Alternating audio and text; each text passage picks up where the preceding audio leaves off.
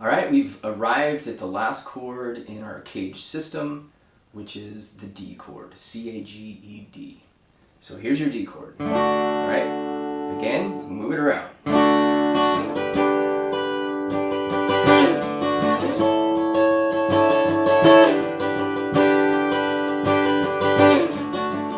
It's a great shape, it's a great sound, but I also knew where I was going. I was keying in on my third finger as the root note. That's a D. I knew up here, that's a G. And I knew up here, that's an A. So again, this open string, it sounds great underneath some chords, not so great under others.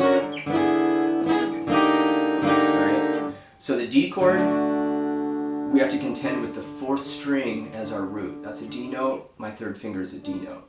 So just practice sliding this around, lead with your third finger, and be like, oh, okay, that's E, because D, D sharp, E.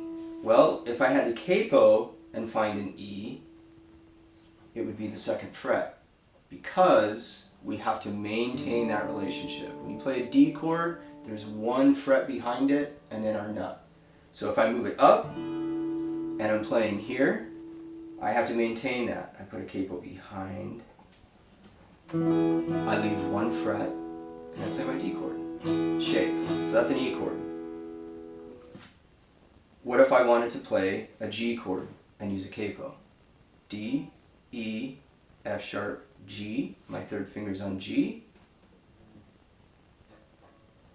a capo at the 5th fret, because the 5th fret on the 4th string is also a G. Remember, we're moving that nut. We have to maintain that relationship. So when you play with the capo, this part of the neck no longer exists.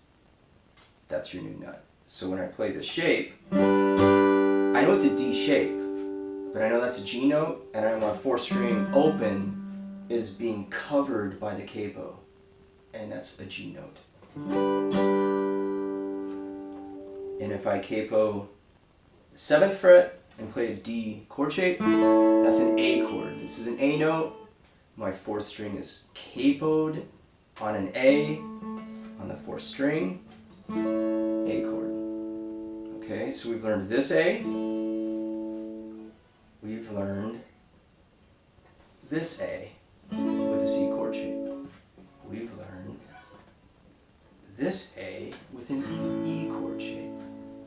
We've learned this A with a G chord shape. So basing everything off of what's going on behind each chord shape, what strings are open, how many frets behind my fingers for the chord, you'll know where to bar and you'll know where to put the capo. And if you play through these little exercises and you go through the quizzes, you'll have a pretty good grasp of the neck. So when we start talking about breaking these shapes down into smaller pieces or introducing scales and arpeggios, you'll learn them much faster because you're tied in already to that part of the neck, and you'll see the chord shape underneath it. So go slowly, be patient with yourself. Don't try to burn through this. Don't move ahead until you feel pretty comfortable with this, because now we're just adding information on top of it. And you want to work these things out. It takes time, but the pieces will come together. I've been doing this a long time, and I've been on stage many times with a singer-songwriter that puts a capo at a certain fret and says, hey, I'm in G. Well, they're capoed at the 3rd fret, and the whole band is expecting they're in G, and I'm trying to yell at Ben, no, it's not G, she's capoed at the 3rd fret, it's B flat, right? So it's really handy. You're going to save yourself a lot of heartache in the long run, and you'll just feel more connected to the instrument. It'll be more fun to play. It'll be more fun to play with other people, because you'll feel connected and you'll feel less stress and anxiety.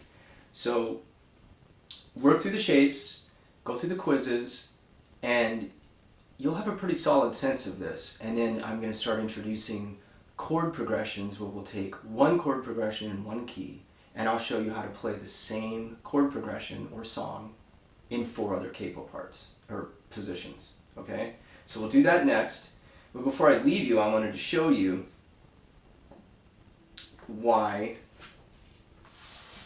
I wanted to show you another shape. So if we take this D and we move it up, well, we have to contend with that open string, right? If we're not going to capo. Well, if I play my D with fingers 2, 3, and 4, which feels pretty weird, but the minute I slide that up, I can put my first finger down on the 4th string. So it's not really a bar chord, because you're not barring more than one string. You're using this as your capo, or your bar really. You're just moving that root note around, you're moving the nut. So if I move it up to here, that's an E chord. You don't see many people playing E like that. They're usually capoed and playing a D chord, or they're doing this, or they're just doing that shape, and they're not hitting the 4th string. That's what we'll get into next, is when you start chopping these chords down, how do you utilize them without a capo, but see the shape, and just be more fluid with your playing. Okay, so work through the quizzes, move this D chord shape around, be able to identify the root note with your 3rd finger, B, A, G, E flat, F, just kind of slide it around, see how it sounds. But keep your eye on the root note, play it with the capo.